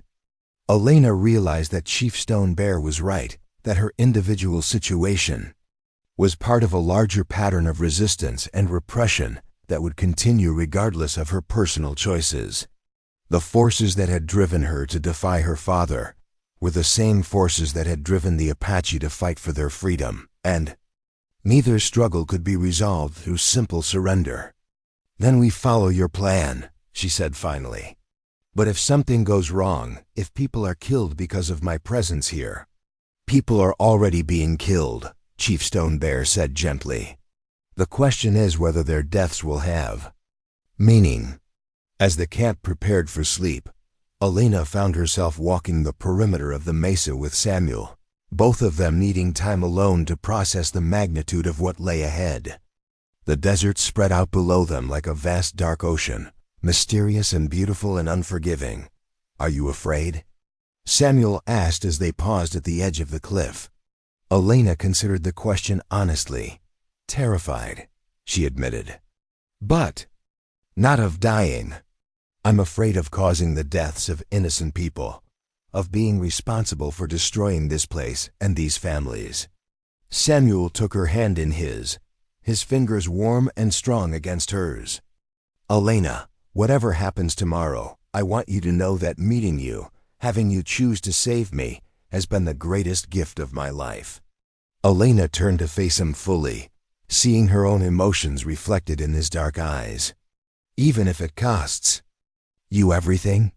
Samuel's smile was tender and infinitely sad. "Especially then. Some things are worth any price."